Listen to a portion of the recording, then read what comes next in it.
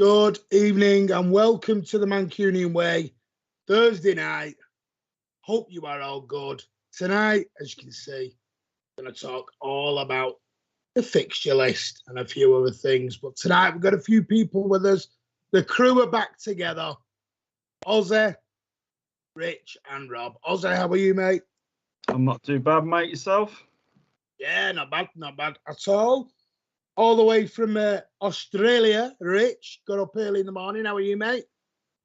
Very good. Good morning, everyone. Good. And of course, we've got Rob on the stereo decks behind the scenes.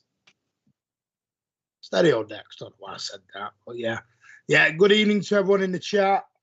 And we're going to do what we normally do. It's Thursday. We're going to kick off with our little roundup of all the news, tidbits, and everything else that are Manchester City related at the moment. So the first little bit of news, a lot of it is just transfer gossip at the moment. You've got Gabriel Jesus. Apparently he's very much wanted by Juventus. That's been going on all week. Now there's been talk of 65 million euros, so all the way down to 30 million euros. Yeah, so they'll probably meet in between if they do, but I think Gabby, it will just all depend probably on who we bring in the summertime. Obviously, there's been a lot of talk about a certain Borussia Dortmund striker at the moment. Been linked with Madrid. He's coming to wars. He's doing the okey cokey. He's going for money. He's going for football reasons. Yeah, he's going everywhere. The media are just guessing left and right at the moment. And we don't know. I'm sure we'll know soon enough.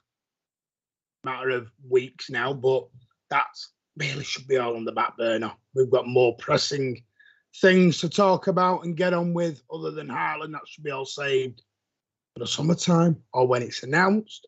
Other little bit of transfer news is apparently, this is a new one on me, Barcelona want Riyad Mahrez, or they're looking at Riyad Mahrez, as well, as Ozzy was saying, as Raheem Sterling approaching his last year of his contract as well, because at the moment, there doesn't seem to be any movement on Raz's contract situation.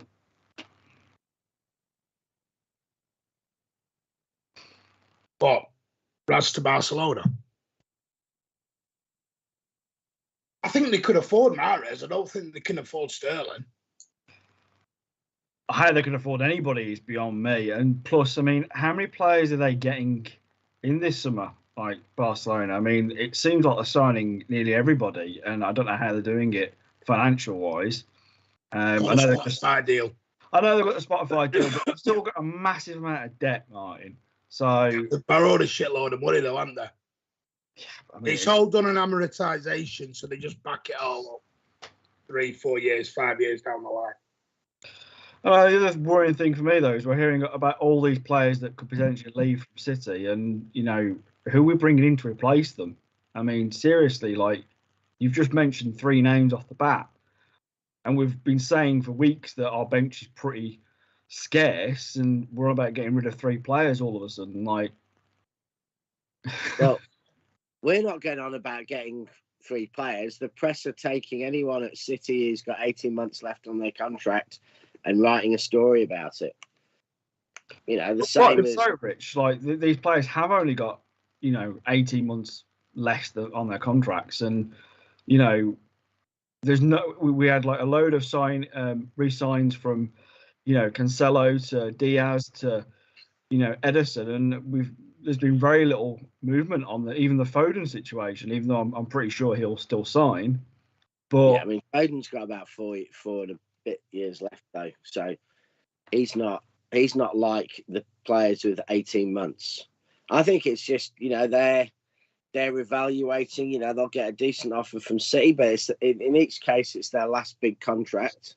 Maybe not for Jesus, but for Sterling, it could be his biggest contract or his second biggest contract. For Mahrez, it'll be his last big contract. Same with Gundogan. And, Gabby J, he's wasted at City. Like, as much as I like him, for himself, he's got to move. Thing is, though, Rich, is that, with all these players potentially leaving, we've been saying the squad needs a bit of a rebuild. But if we're bringing in a certain Mr. Haaland in the summer, that's a hell of a lot of money that we're going to be putting on one player. Yeah, but Ozzy, that money's already been accounted for. The Haaland transfer's paid. And he's actually cheaper than Harry Kane. Pick one of the last 3 seasons. We've won countless trophies and generated shitloads of revenue.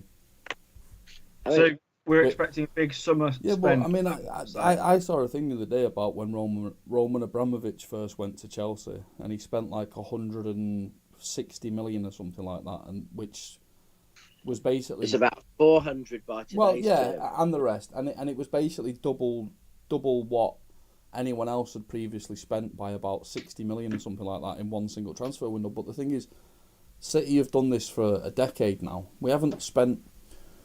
We've spent 1.4 billion in that decade, I think, something like that, and it's always been a 3-4 year rotating cycle of overhauls. And it just so happens that this summer, maybe we stretched players further than expected, or maybe we got more out of players than expected.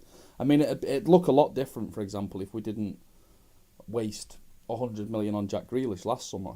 You know, there'd be far fewer complaints if we would have picked up like a 50 or 60 million pound player to tide us over for a season instead of a 100 million pound one. But even still, the amount of money in the bank it's ridiculous. We've got a big kitty. We could spend 500 million this summer and still, you know, if we worked outgoings and incomings, if you added all the players up that we've sold, Torres and all the rest of it, and if a few senior players do leave in the summer, like for example Mahrez, Sterling, potential, I'm not saying they will, Laporte, if Laporte does go to Barcelona, that takes the war chest up to like 500 million easily and still be in the black. Well, that's still replacing a big chunk of our squad. But you can only assume that other players in other areas like McAtee and Palmer will be promoted. That's a presumption on my part, I get that. But we're not always going to be spending. I mean, we potentially could see Hull Haaland for 63 million Aussie, potentially. And you've got to remember what City are very good at. They are also very good at going and getting a young player for 30 or 40 million quid and bringing him in who's like 21, 22. I mean, today they've been linked with this. I think we've already got that player, Martin. I mean, we've already signed Alvarez, who's exactly that player. Oh, he did. Yeah, I get that, but I've still got reservations on that deal because he's not going to be here till December. So we'll wait and see. You've got, I mean, they've been linked today with this Matías Nunes from Sporting Lisbon. According to certain sources over in Portugal, apparently the deal is actually a lot more further along than what we anticipated because there is a growing feeling at the moment that they're very unsure on Fernandinho. They're not 100% sure that deal is going to get done as much as the club, and I think Pep want to keep him, and a lot of the fans will. I've got, from what people are saying and hearing, I think he wants to play more first-team football than what probably he would want to get offered at City at the moment. He still feels he could go and do 20, 25 games in a season, but City are just starting to line up replacements just in case, because I don't think they're going to touch anyone like Declan Rice or anyone else, because West Ham reportedly slapped a £150 million price tag on his head, which is just stupid and astronomical. And unpopular opinion, but we wouldn't even be in for Declan Rice if he was 40 or 50 million. Like it or not, we've got our DM. So apparently, you got to remember, the problem is you've got a lot of our players are at the wrong side. They're at the wrong age now to where, and what we've done is we've allowed this quietly and slowly to creep up on us. You know, for 18 months, 2 years, we've been all banging on about this world-class squad we've all got. It was deep, it was this, that, and the other. And what we've done is, bit by bit for the last 2 years, so players have left, and we've not really brought anyone in. And then the players we've brought in to replace those players have gone. It doesn't matter. Cal Blundell's waffling in the chat about Declan Rice is worth 150 million, billion, whatever. It doesn't matter. He's not He's not on City's radar. We whether you want a DM at City or not, we're not going after Declan Rice at all. The City just won't even end this. In my opinion, I think if they can, they'll get the Haaland deal done, because the reports saying they don't want any failure now like they did with the Harry Kane. This is why I think they've gone so strong with Haaland to get the deal done early and quick and be first in the queue. And then I think they'll sort of dot around other players as they're going, because apparently they're looking at this. There was rumours today they're looking at this Mitchell over at Crystal Palace, their fullback. But the problem is with him, I'm not sure if he's an attacker fully, because I think the idea is to move. I don't know what the idea is fully, but for me, he's like Wan-Bissaka light. Just my honest opinion from watching him. I've not seen him week in, week out. But I've got a feeling if they're going to do a rebuild, they'll buy young players.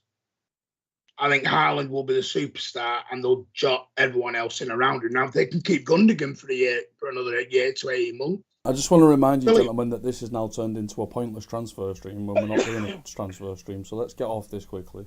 You were doing news. Yeah. So the other news is that's been going round at the moment is obviously Manchester City today have announced that they have subsidised.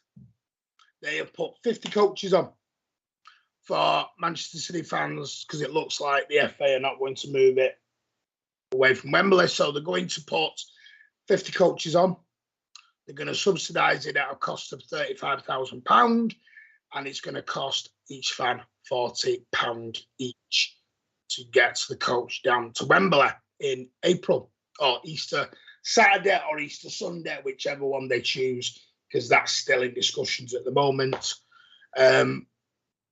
That's where we're at with that one in terms of Manchester City subsidising coaches. But my only thing on that is they've already subsidised coaches this season for the Crystal Palace game, and that was for £38. And trust me now, Crystal Palace is further and more of a dog's bollocks to get to than getting to Wembley. Trust me now. So £38, yeah. It was cheaper to go to Crystal Palace on the coach being subsidised than it is going to Wembley. I don't know where they've got £40 from, but whatever. There's zero surprise left in my heart. You can go with any supporters club if they've got room on their coaches for like between 20 and £30. So that's a bunch of shite from the club. Secondly, massively unpopular opinion, but I think that football fans should have a spine and we should boycott the semi-final. I think Liverpool fans and City fans, if they can come together over anything, it would be that. We don't have to go. City is still going to play the game. Liverpool is still going to play the game. Fans have always cried out for a voice in football, but never act on it. Act on it by not going. Well, they've only acted once, haven't they, collectively, and that was the Super League. So, but this would make a lot of sense for them to boycott this game and say, listen, we're sick and tired of not being listened to. We're sick It'd require so much. It'd require fan groups, forums, supporters groups, all the rest of it to get together. But it's like, at the end of the day, you can go to every City game on the planet and be the world's biggest fan. Great. But you can also miss a game and City will still play it. And I just think that this is about more than the trains being cancelled going down to London. This is about the fact that an FA Cup semi-final is still being played at Wembley because the FA massively overspent on the stadium. And I've been doing it for years. Martin's been doing it for years. Going to Wembley for games, great. It's amazing. But it's better when it's a final, for one. And for two, it costs so much money. It costs so much money to everybody. Liverpool and Manchester are still working class cities. Yeah, if every Manchester City fan from Manchester and every Liverpool fan from Liverpool boycotted going to Wembley for the semi-final, the stadium would still be full because all of the Cockney Liverpool fans and all of the outside of Manchester City fans would probably still go. But if you want football to have a heart and soul, boycott the game. And not only that, I think it'll be a police nightmare going down there, because you are going to have thousands of City fans, thousands of Liverpool fans, all going down the same route, all meeting at services, and it will just be absolute chaos. Well, haven't the police already highlighted this game as being high risk? No, that's the Etihad game. It's the league game. It's just going to be madness. It's already going to be high intense. It's going to be. It's just stupid. The police could easily police this better if it was moved to the swamp. All you have to do is cut back the corporate and do it that way. But as Rob says, the white elephant that has been built, that is Wembley Stadium, is in millions to billions of debt, and they've got to get the money back somehow. So this is what they're doing. But it's just pathetic and stupid. Even the government have stepped in and talked about how this should not be happening. And this is all because the rail network are having to do upgrades and everything else, which is fine. Support, the network rail, absolutely fine with that. And then the other thing is to even have this date in as Easter weekend. I'm not saying not everybody's religious, but that is a busy time where people will be going. People still use that weekend to travel, don't they? Yeah, so. It's just madness to even consider Easter weekend as a time to take 80,000 people down to look. That's the thing here. We're all going into the same direction. This is not like Southampton coming up from the south and we're going from the north. Yeah, and then you just get to the M56 and one goes one way, one goes the other way, doesn't it? But at the end of the day, I've said my piece. I seriously think that the game should be boycotted. Not watching the game, you can still watch it on television. You can still go to a pub. You can still support one of your local businesses, one of your local pubs. Go and watch it. But what's the ticket price? I mean, my ticket's usually 120 quid for Wembley, around that amount. So let's say the cheapest is 55, 65 quid, plus 40 quid for a coach. On a chaotic weekend, it's just, I don't know, it's just pathetic for a semi-final. I just think, well, that's me. I'm massively in the minority, so yeah, I'm boycotting it anyway. And I've been to watch City play everywhere all over the world. Yeah, it's not. It's stupid. But hey, so yeah, that's the news. There's not a lot of other news out there at the moment other than that. Well, I was wondering what Richie's thoughts were, but he's not spoken yet, has he? Well, no. My thoughts is silence. My thoughts is it should be played. I've always thought that the semi-finals shouldn't be at Wembley. Always thought they should be played at, whether it's at the Etihad, Old Trafford, Villa Park, wherever it is, they should be played there. And this game's no different. It should be played at Old Trafford. And, I think there'd be nothing more fitting for the United fans than to see their two most hated clubs actually playing good football at Old Trafford, which they only get to see once a season normally. This season, it could be twice. And yeah, you're right. If you don't if it doesn't get boycotted, then nothing will happen. But if it gets boycotted, it'll probably just be, they probably won't even mention Liverpool empty seats. There'll just be newspaper stories about how City fans can't even be bothered to go to Wembley. It won't get boycotted. It won't get boycotted. It won't get highlighted. So it's all. Well, that's the thing, Richie. It won't get boycotted. It's the same way as people moan when we have like a political party in charge but don't vote. It's the same thing. I don't think you've got a right to moan if you didn't vote, personally, and I also don't think you've got a. Yeah. People shouldn't moan about how they've got no control over football anymore if they're not prepared to take action. Simple as. Yeah, it's not going to get boycotted because it's like, this is the problem the Rags have had for years, hasn't it? When they've banged on about boycott, and they all go, yeah. Trouble is, you've got people who just come in and just take your seat. Yeah. You got to remember, this is City and Liverpool. You're still going to get people flying in from all over the world to come and watch it, which is great. But all you're going to get is you'll get the local fans boycotting it. So he's still going to get packed out and full no matter what you do. So, great. So it won't really send any kind of message. Because as far as the club are concerned, in the FA, it'll be full and they'll sell the tickets. So there you go. That's the way it is. Sad. Really sad. Like Ozzy said, we all got together for the Super League, but yeah, this is why the FA Cup has lost. Not to me personally, but why it has lost some of its appeal at the minute because of stupidity like this. But we're going to get into that anyway later on in the week. And we're going to discuss that on Sunday as well, amongst other things. But tonight, we're going to talk all about Manchester City's fixtures. Over to you, Roberto. What have I done to earn this? Well, I'll tell you what, let's talk about the other elephant in the room. Burnley. Mm-hmm. Because, much of the focus, you can argue either way, rightfully so or wrongly so, is going to be on the double header against Atletico and the double header against Liverpool. In the Champions League, FA Cup, and Premier League respectively. But we've got to play Burnley first.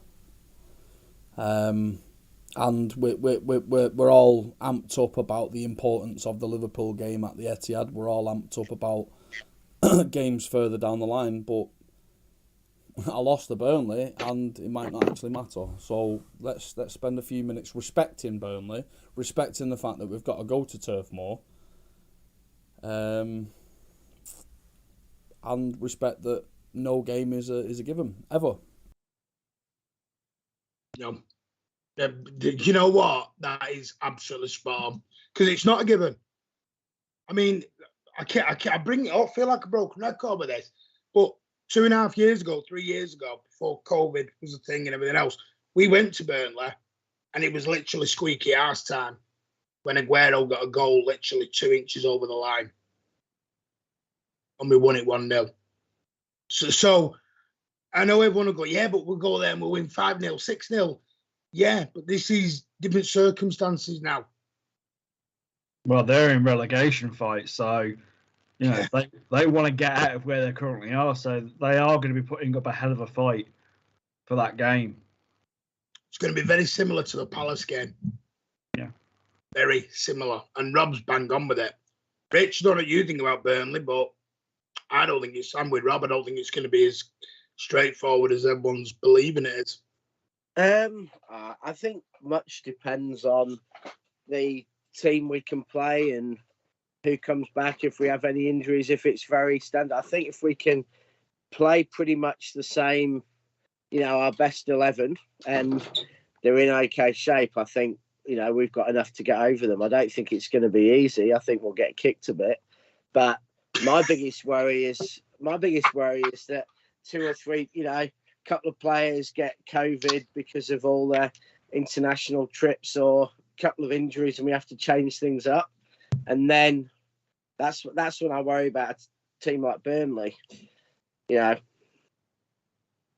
Well, I read somewhere the other day that COVID cases are starting to go back up again. I know they're going up round the country, but apparently the other day was the Premier League have posted the highest number of cases in the last month or two. Of clubs wanting, I can't remember which club it was. It was a club who requested to postpone a game because they didn't have enough. I think it was a women's team and there was another team as well has asked for games to be off because COVID cases are back. Well, Sacco has just tested positive, hasn't he?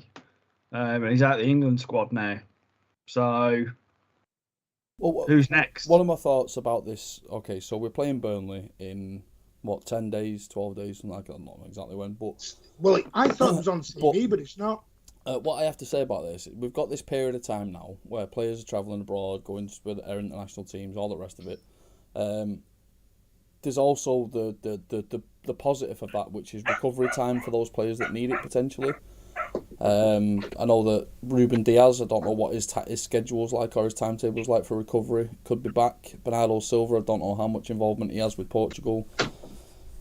Blah blah blah, and the negative side of it is, I can envisage it now that Pep Guardiola is going to play some sort of real hodgepodge team against Burnley, to protect the other four games. What he sees as his first team squad for the other 4 games. Now, this all might come to nothing, I mean, like, we might go out and beat Burnley 3-0. Gabriel Jesus might find his shooting boots, and bag an hat-trick. Atletico, we might play the first game against Atletico and win it 5-0 and then not have to give a shit about the second leg. There's all sorts of things that can happen, but I just think that it's just all sorts of question marks that I have over these next two fixtures, especially the Burnley game first and then the Atletico game, because of this thinking time that Pep Guardiola has been afforded. I mean, you could quite easily see something like Ederson, Zinchenko, Aki, Stones, Walker for the back four against Burnley, and then something like Fernandinho, Rodri, and Gundogan or something as a midfield three. Yeah. Rest Bernardo, and then they'll put something like Jesus, Grealish, and Foden in or something like that, or Grealish, Cole Palmer, or something like and then the Atletico game. Obviously there's no Kyle Walker for the first leg of the Atletico game. Does that mean that? Thanks, Chris Baker, much appreciated. Does that mean that John Stones at right back, or is Cancelo going to play at right back, and is he going to put Laporte at left back? There's all sorts of question marks, and obviously, one thing that we can conclusively say over the last 5 or 6 years of our experience with Pep Guardiola is that thinking time is a big worry. Yeah. I think he might try and play Diaz against Burnley. If he's back, I think they might want to give him some football. He'll at least come on when he's off the bench if he's. Yeah, he'll want him to have football before we go into that, month or 2 weeks of craziness. Yeah, it's. I know what Rob's saying, because you think when Pep gets thinking time is when he makes silly decisions. We all remember the Champions League final. He had that build-up and that build-up and that build-up. And we all took it on the chin, Chelsea, Leeds, the other games. And listen, to a man, we all went, he's resting Diaz. Not Diaz, for Rodri. And he's resting Fernandinho. And he was just going to rotate them. And then bang. Leon game, 3 at the back, which I know is Pep's preferred idea, where he hasn't managed to get it pulled off yet fully. But it's just every now and again when he gets this thinking time, and the international break worries me. Great for the players, bad for Pep. Pep's best when he's literally just go, play every 2 or 3 days. There's no thinking time. And Rob's bang on to me, absolutely bang on. Them 4 games will be in Pep's mind. I don't ever believe this. I don't think ahead 1 game at a time. Of course you do. Of course he thinks. Pep sat there looking at the 2 Atleticos, the 2 Liverpools, and going, yeah, I need to think accordingly here. Yeah. And so he should. I mean, he has to have, because of the, playing players, medically making sure they're all at their absolute peak and, working out how he turns around, how many games each of them can play. There'll be some of those players that will probably be lined up to play 4 times, like Cancelo, that, Pep and the medical team think can just back up. And there'll be others that they think aren't going to be able to back up 4 times, and they'll be thinking, how are they going to rotate those? I agree on the face of that, Rich. I agree on the face of that. But let's say we do go out and pump Atletico in the first leg, then obviously things can be rotated from there. Or there's the more likely scenario, which is we're going to struggle against Atletico, in my opinion. But what about the utilisation of the wider squad? I mean, for example, the Liverpool game in the league and the Liverpool game in the cup. Are we expecting to just see like a straight up lineup? When does the actual squad come back together? I think he'll play in Liverpool in the league. Is the one game of those 4 where you can guarantee that the best possible 11 that he thinks, admittedly, he can think there's a best possible 11 for one side than another, but I guarantee that he'll be aiming to play his best possible 11 against Liverpool in the league in that game. And if there's rotation, small rotation, it'll be in the other 3 games.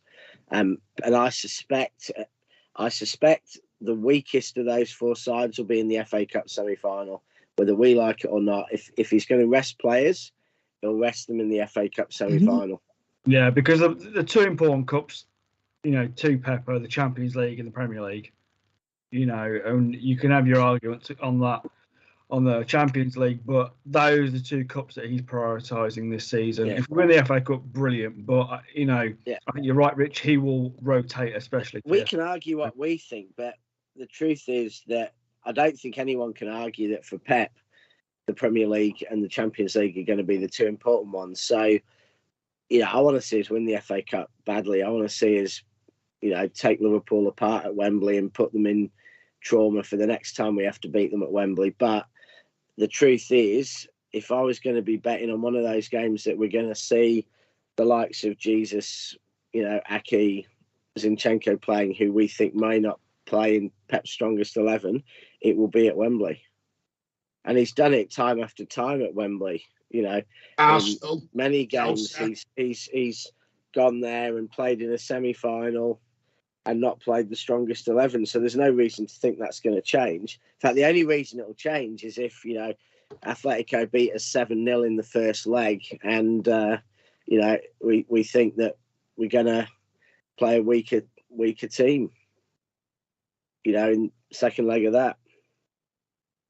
I say on that, I'm with you, Rich. I think the semi-final will be the game. If he changes the major ones, semi-final will be the one for me.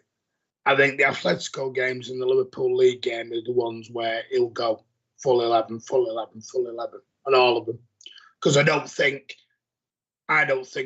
we'll whitewash Atletico. I think we'll beat them. I think we'll get through, definitely. I think they'll be very close games. I was the one who I think will win at home. I think we'll draw away.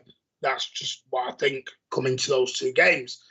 But Burnley, and like I said, I'm not that bothered about performances right now.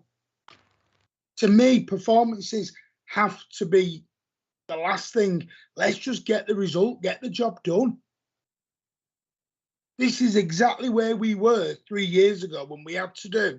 Us and Liverpool went bang, bang, bang.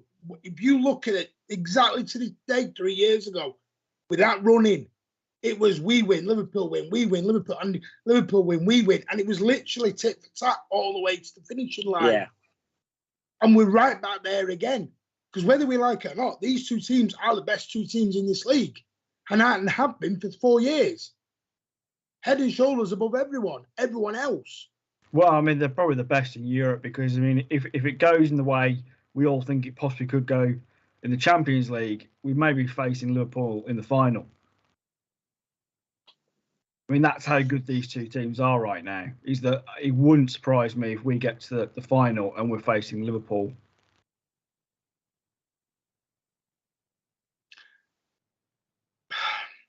You talk about the final of the Champions League, guys. Yeah. I don't think Liverpool will get there. Personal opinion. I think Bayern will wipe the floor with them. Bayern aren't playing that well at the moment. They're really not. Yes, Liverpool aren't. Champions League, but they're getting the job done. Bayern Munich have had some shocking losses of late, so I would expect Liverpool in the final. And if things go the way we'd like, I'd say we've got a good chance of being in that final as well. So it's paying Liverpool more than just what's coming up. Does anyone think Pep will actually surprise everyone and just go straight 11, best team all the way to the end of the season now? And not rotate that much? It depends. What horses for courses, Martin? What is Pep's best team? Well, I'm not asking you that question as Martin Horsfield. I'm asking you that question as Pep Guardiola. It's a rhetorical question, I know. Does Pep know his best team? Like you said, does he know it? Well, or does he think squad? You'd imagine it would be Ellis at the back, and then it would be Kyle Walker, Cancelo, Laporte, and probably Diaz right now. That's the strength of it, because that's who's played most of the season in those positions, most of the games. Then you go Rodri, you probably go KDB, then you say Silva, and then the front three is a big debate, but you're looking at probably Foden, Sterling, and Riyad Mahrez. No chance. That is a Pep's. No. Grealish is in Pep's 11 us. Prove that. Well, over the last few games, Martin, let's not get on the Grealish bandwagon just yet. No, I'm not saying I am. But I'm saying Pep that is probably his team at the moment. If anything, Sterling's on the bench at the minute in Pep's 11. Shown that. That's only been over the last couple of games, Martin. Right? But every time Grealish is generally available with an injury, Grealish starts. When there's an injury. Yeah, but you didn't ask that, Ozzy. You said you think the best 11 at the minute. Bloody hell, you didn't say injuries. Christ, don't start changing the bloody eye. Oh, well, if it's injuries, yeah, of course it's going to be changing. But generally, when Grealish is fit, Grealish is in Pep's 11. Whether we like it or not, he's there. Hardly anyone last couple of games, Martin, for the rest. Yeah, I'm never quite sure. Foden, Mahrez, and Sterling. Yeah, but then Sterling was nailed on in that team, and then he suddenly, without particularly, he got himself back in form, and then he sort of disappeared from it. So I'm not sure. I'm not sure that whether Grealish or Sterling, who Pep really prefers. I think Mahrez is in there just because, I don't know what the rate is now, but he must have scored about 12 goals or in about 14 games or something. So I think Mahrez is in there. And I think Foden is because I think Foden's the player who Pep keeps playing, even if he's not in the best of form, more than Grealish or Sterling. So I think you've got those two. And then the third player, it could be Sterling, could be Grealish. It could just be, it could be something that happens in the Burnley game that one of them does something that makes Pep happy and they suddenly put themselves over the other one. Because I think it could be either. I think we can say probably now that he doesn't seem as keen on playing De Bruyne in the front three, which is what I'd actually like to see going into those games. I'd like to see De Bruyne at false nine and Foden and Mahrez wide, because I'd like to see us find a way to get Gundogan's experience and his quality in the side. That almost matches. My front three entirely, Rich. So my front three has always been a case of rotation. On one side, you've got Foden and Grealish technically, and on the other side, you've got Mahrez and Sterling. Although Sterling does play on the left more. Yeah. But I'd always, for the rest of this season, if possible, I'd absolutely want Kevin De Bruyne to play in the front three, in the centre of the front three for every single game. I want that midfield to be as consistent as possible. I want that midfield to be Gundogan, Bernardo. So Gundogan on the left, Bernardo on the right, and then Rodri behind them. Whether you like Rodri or not, that's what we've got. But Kevin De Bruyne, he needs to play at false 9 or 10 or whatever you want to call it, because whenever he plays in that middle three, he invariably plays on the right-hand side of the middle three, which pushes Bernardo onto the left of the middle three, which doesn't work for Bernardo. It doesn't utilise any of Bernardo's assets. Or he plays Gundogan and Kevin De Bruyne in the middle three, which is too slow. So you have to have the perfect balance, in my opinion, and it's been playing out all of this season, so go back and watch any game. Gundogan, Bernardo, and in front of that, Kevin De Bruyne. And then you pick the best of the rest at left wing or left forward and right forward, and that's a competition between Sterling, Mahrez, Grealish, and Foden. And then in the case of those four players that I just mentioned, it's horses for courses. You play Grealish against a compact defence. You play Foden when you want the X factor, when you need the X factor. You play Sterling when you need to drive the ball into the area. You play Mahrez just because he's our out and out leading goal scorer. You know what, Rob? I can see him doing that for the Atletico games. Because, you look at Gundo, he really does like playing him in the Champions League because he knows that he can hold the ball up really well. And he's suited more to the Champions League games. So I can see him kind of going with that system, because I think it'll be the perfect kind of, 11 for the Atletico games, because they're not going to hit us on the break. They're not that kind of team. Mm. Listen, honestly, my experience of Atletico Madrid this season is, one, apparently there's no H in their name, and two, they beat United over two legs. That I really could not give you any more than that. But they've got a quite potent forward line, and apparently they've got a quite reasonable organised defence. So, but Manchester City better. I think we're looking back in the past a bit with that though. Atletico Madrid's defence, I think, is the worst or second worst in the top half of La Liga. They lost, go down, went back to South America, and they haven't been the same. They've tried to change the way they play a bit, and their defence, it looked reasonably solid against United, but I kind of feel that maybe the four of us could have turned out in defence against United in the City game, and at least the second half, we'd have been able to probably cope with their, the amount they have to offer. I mean, so I think we're thinking about the Atletico that was there 2 years ago, and the fans talking about playing the best defence in Europe and stuff, but there's no evidence of that in the last 9 months. There's no evidence that they still have the capability. There's no evidence that without Godin they can still play that well, other than maybe at Old Trafford. But let's be honest, United are terrible. So that's not really a way to judge a side who've suddenly got good in defence if they can, keep United at bay. I mean, United, I saw a bit of that second half of that game, and United could have played till 24 hours more, and I don't think they'd have created a chance, let alone scored. I think you're right, Rich. I think with more of Atletico, they're going to play more the dark arts. I think they're going to frustrate City. I think that's where the game will be. Simeone's a master at that. Yeah. No question, But I think that's something you can maybe do over one leg. I think it's pretty hard to do that over two legs. Well, they'll do it at home, won't they? They'll do it. I think the United game with Atletico suited them down to the ground, because you have two teams that sit back and hit on the break now and again. So you have two teams, it was like the other one going, are you going to, come on. It's like, no one wanted to make the move, so Atletico was like, bollocks, we'll just, because Atletico weren't doing chances. All right, okay, Martin, let me ask you all a question, and including the audience. Ronnie's just said there, it's knockout football, so they will attack. Absolutely agree, Ronnie. It's a 2-game fixture. You can course correct over those 2 games, which is why 2-game fixtures are always more exciting.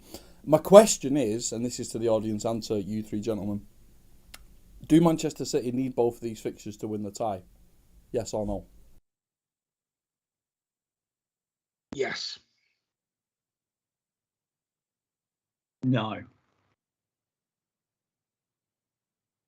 No, I think we could use both of them to lose it, but I think we could. We're a good enough side. We could win the tie in the first half of the first game, like we did. Yeah, I think we've pretty much done that a couple of times. No, okay, in the last round, Sporting Lisbon, they're not Sporting Lisbon though, Rich. No, but honestly, Sporting Lisbon's form and their play this season has been better than Atletico's. Atleti, Rich. Atleti are not a great side this season. Still fourth in the league, Rich. Yeah, but that's fourth from first, Martin. Like, in a much competitive league than the bloody Portuguese league. It's not a competitive league. It's a team that was a 3-team league, and Atletico are fourth in a 3-team league. Oh, give off. Well, okay. I mean, the fact is, it's that's the reality. That for most of the last decade has been a 3-team league, and they're fourth in it. Okay. Right. Now, okay, Martin. Before you, look at you. You're like Rich's dog. Show you working. You've said yes and no, but you've not elaborated beyond that point. Rich has elaborated, and you've attacked him for his. I thought we were just saying yeah and no. I didn't know we were going. You were. Well, it'd be a very short stream if everything was just yes no, Martin. So you didn't think nothing. You didn't think now. And then going to ask everyone. And the reason I think no, it won't be done in one leg is the way Atletico Madrid play. And right now, we're not scoring at Fools. Excuse me, we're not scoring at Fools. So I genuinely do think I think it's going to be a very close game at the Etihad. Like I said, I think it'll be 1-0, 2-0, 2-1, something like that. And I think we'll get a draw away. Well, Blue Hearts just said in the chat, Martin, about it'd be unwise to underestimate Atletico Madrid. I completely agree, because you England fans, if any of you are older than the age of 30, if you're around the age of 25 to 30, you'll remember that Diego Simeone is one of the biggest shithouses in football. And there are a few members of his squad who are also widely known shithouses. So skill, ability, and resolve versus shithousery, who wins? It depends a lot on, what the thing is with Atleti, right, is that, they have to keep us. They probably can't, if we score 2 goals in the 2 legs, if they're going to try and beat us by defence and shithousery, they've got to keep us to, certainly no more than 2 goals. Ideally for them, not more than 1 goal in 2 legs. And therefore, if City can go out and get a goal in that first 25 minutes of the first leg, they have then got to sit there and think, we've got to keep City goalless for, 150 minutes. And in that time, we've got to score a couple of goals. If I can shock absolutely nobody with my downtrodden attitude towards Manchester City, this has got Leon written all over it, in my opinion. Yeah, listen, Atletico. I think there's a massive, massive difference with Leon. I think City, the football world, and us as fans are overestimating Atletico. I think City, the footballing world, and us, the fans, underestimated Leon. So I think we are playing a side who are probably similar ability, similar form, etc. to Leon. I think the difference is, though, I think everyone is treating Atletico Madrid as the team they were a year ago, and that's a good thing. I mean, I would rather we overestimate every opponent we ever play. But I think against Leon, I think so many people in, hopefully not at the club, but amongst the fans and everyone else, Leon was almost seen as a bye to the semi-final. So I think that's the huge difference with the Leon game. Yeah, I mean, I don't disagree. Similar quality even teams, Don Smoke, I think you're a new viewer, welcome if you are, has just said, in the chat, Mendy at his peak, Bernardo, Mbappe. Yeah, they were a better team. They were a better team. I'm not disputing that. But football's football. That's why we play these games and don't just hypothesize about who's going to win them. Ultimately, over the 2 legs, City are better teams. They're a much better team. We're a much better team. We've got a higher. We've got more resolve. We've got more in the bank, and we play better football than Atletico. But football ain't always that, son.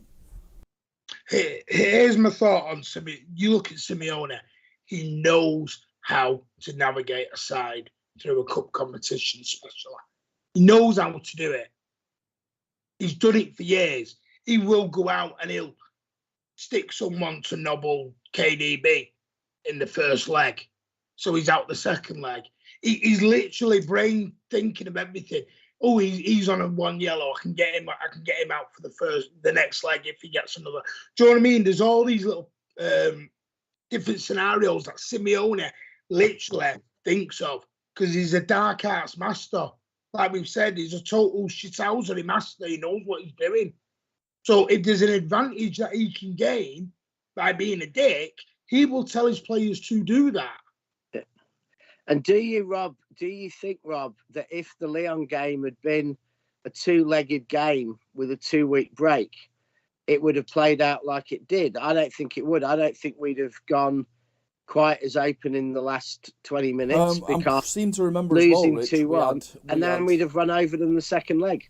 In one of those fixtures, Kolarov and Otamendi were our centre halves. Look, I know, I get it. We had some very dodgy lineups in those 2 fixtures as well. I mean, I've had this argument recently with a waffle merchant who thinks that Kylian Mbappe is the greatest thing since sliced bread. But, we did have an awful defence, relatively, in those games against Lyon. But Monaco. Derp.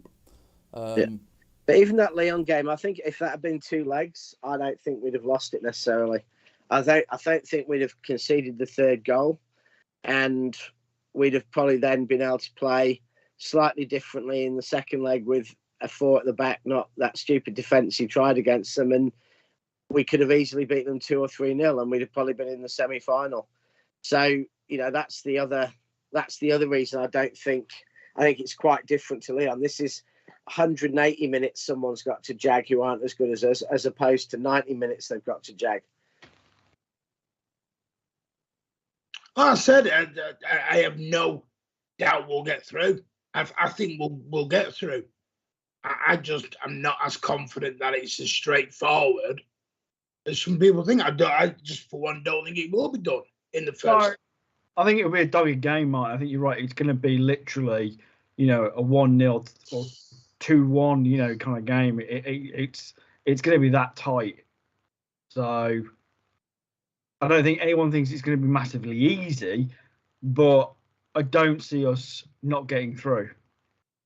Oh, we'll get through. Yeah, I don't. The question was, Rob asked, can it be done in one leg?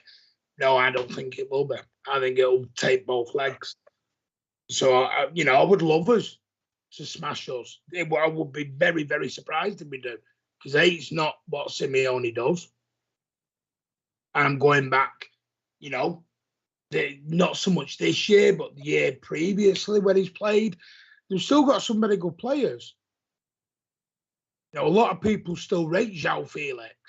They've got Lamar. They've got bloody Carrasco. They've got Oblak in there. If he's not a bloody tin pot shabby goalkeeper. No, but he hasn't been in his top form this season. He's been quite poor. So No, but we've got players who've not been on the top form this season at the moment. So at the moment, what I'm saying is it's 2 games. They might just turn up in these games. We don't know. It's all right going, they've not been on form at the moment, which is fine. But right now, you could look at Rodri right now. He's all over the place. So we don't know what he's going to be like going into the Atleti game at the moment. Just going back on to kind of Rob's kind of point about saying about, when Pep overthinks and doesn't have time, he's not really going to have a lot of time to think over these next 4 fixtures. That's true. And it could be, only for Burnley. He could play at his best. Do you know what I mean? This could be masterclass. Well, we're literally playing until the end of April. We're playing virtually weekend, midweek, right up until the end of April, where I think it changes. I think it's like the last week in April where we get a week in between. But I'm not sure that then falls into the semi-finals of the Champions League. Now, Martin, only Liverpool have to play every 3 days. City have 2 weeks off in April just to have a bit of a rest. When? You haven't been reading enough, John Aldridge or the reports in the media. City have a nice rest. I've heard about that. I've heard about that prick. Like that. Poor Liverpool have to play about 10 more games than anyone else. Yeah, we've got Burnley Saturday. We've got Atleti Tuesday. Liverpool the Sunday. We've then got Atletico on the Wednesday, which I only just found out. I'm still on holiday for that game, so that'll be interesting to watch that in Spain. The FA Cup semi on the Saturday or the Sunday, we don't know. And then obviously we've got Brighton and Hove Albion on the Wednesday midweek. So is John Aldridge talking like that Brighton game's piss easy and we're just not playing that or something? I don't know what he's on about. John Aldridge just... the other day... Sorry, you got me going now, Rich, because he's an absolute prick and he does my head in. He was banging on the other day that he beat us in a pre-season with Tranmere, or beat us with Tranmere Rovers when he was manager. There's quite a few really shit people who beat us when they were managers. Yeah, we had bloody Asa Hartford and Phil Neal and Steve Coppell. Don't want to speak ill of the dead, so I won't talk about Coppell, but... There we go. A sensible. Blue Heart came in tonight's stream and tried hurting feelings. That's a joke, but he said something very sensible there. Remember the derbies back in the day? That famous one at Main Road with Sean Goater nutmegging Neville and all the rest of it. We beat him 3-1. The underdogs do win games from time to time. We have to respect Atletico. Bang on, absolutely bang on. I don't, Rich is like, we're winning 19-0. No. I think we have to respect everyone. The second we don't respect a team is the second, we screw up. And first and foremost, we've got to go and respect Burnley before we have to go and respect anyone else. And, that... We're not beating them 15-0, Rich. No. Well, it's usually a 5-0, isn't it? If they still had the mighty Chris Wood, I might even be predicting a defeat. Well, not scoring out, so... Jesus, you're on about Chris Wood again. Oh. Jesus, should be banging about Vegas. Is Vegas back now? Anyway, it's Sean Dyche. No, not me. I'm not on the touchline against City next week. Don't worry. Or worry. God. Well, yeah, so I think we've just got to get to I thought Steve we've got to get to let's get to the Burnley game. I think once we get the Burnley game out of the way, I think we'll be fine. I genuinely do think we'll be fine once we get out of the Burnley game. The Burnley game, for me, I'm worried because we've had this 2 week. I think we're going to be at our best when we are literally every 3-4 days, bang, bang, bang, bang, bang. Which is what the point was, really, wasn't it? Yeah. And I think there's truth in that. And I think what will happen, and I think this will, this is true for City and Liverpool, is that you get into that rhythm and you start playing well, you can suddenly bang out 6-7 wins in, what seems like no time at all. But I think the problem is going to be if you have a stutter, if you have a trip, then you can quite easily be, on for a quadruple 1 minute and, not even on for a double in the blink of an eye. So I think it's gonna be that fitness, that rotation, injuries, and all his phone? My mum just texted me. Go on, carry on. Well, Rich, can we address the elephant in the room that we really haven't touched on? Go on. And that's the actual Liverpool game at the Etihad. And we haven't touched on that yet. And I think that's something we're going to have to kind of, because if that, as you were kind of instigating, if there's a potential loss, could it be that game, and what will it do to the rest of the season? Well, I mean, will it be that Liverpool go on to win the title from there? That's a good one, eh? Whoa. Yeah, I don't know. I think there's more. I don't think that game decides the league, to be honest. Possibly if City win and Liverpool drop 4 behind and stuff, maybe it does. I think Liverpool have got drop points left in them. They're on their brilliant run. I don't think that run's going to become 25 games. I think the run will become a dozen. I think they've got, whether it's in the league or the cup or whatever, a few defeats left in them this season. And so we'll see. I think psychologically, though, that's massive. And I think, it will affect the Wembley game, and I guess it will affect the Champions League game, depending on what happens in the first leg of that Champions League game. And, a lot depends on that Champions League game. Say City cruise to a 3-0 win in that game, or Liverpool He's so having this, isn't it? Or Liverpool cruise to a 3-0 win, and the other side has a shock 1-0 defeat. The team that loses, if City lost 1-0 at home to Atleti, we're then looking down the barrel of the season being over in 10 days. Same with Liverpool. Liverpool have a shock, bad performance and a shock 1-0 loss in the first leg. They're looking down the barrel of their season being over in 2 weeks. So there is a lot of things that can happen just in the pressure of that bubble. Imagine what happens if, in the first leg, Van Dijk or Bernardo get an injury and they're out for 6 weeks. How do Liverpool go into playing City twice having to reorganise their defence without Van Dijk? How would City set up to really play well against Liverpool without Bernardo for 2 games? So there's a lot that can happen. And I think we may be ignoring the fact that there could be a few gremlins or dramatic things happening in the next week or 2 weeks that affect that game before it even happens.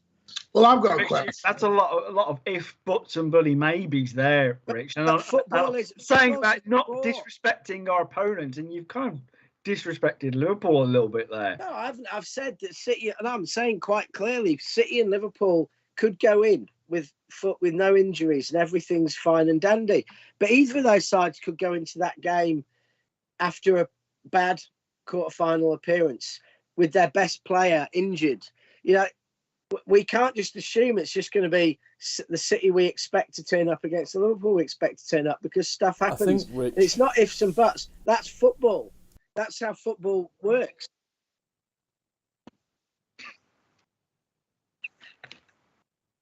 What I will say is, Rich, if you take Van Dijk out of the Liverpool team, I don't even think Van Dijk's that good anyway. Just please go and watch the West Ham game where West Ham couldn't watch a band over the banjo, or any of the other games that Liverpool have squeaked this season. He gets caught out of position quite a lot. But you take Van Dijk out of that team, and they do seem to have bigger issues than City. You know, you take Diaz out of our team, we're still doing fine defensively. We've not actually had really that many defensive issues this season. You could argue perhaps that the Tottenham game at the Etihad was a defensive issue. I'm not quite so naive. But Laporte, Diaz or Stones, either one of them are as easily as good as Van Dijk, and there is no drop off when it comes to City defensively. The issue I see, Rich, is at the other end of the pitch. Now, you take Mahrez and Sterling out of our team, the 2 biggest boo boys on the planet, who, by the way, have scored the vast majority of our goals this season, with, I believe, Foden and De Bruyne in 3rd and 4th, respectively, by some distance. Liverpool, you take Salah out of the team, they've got Jota. You take Mane out of the team, they've got Firmino. Yeah, you take another one out of the team, they've got another one. Liverpool have got better options. Van Dijk. Yeah, for them it is or Van Alisson. Dijk, yeah.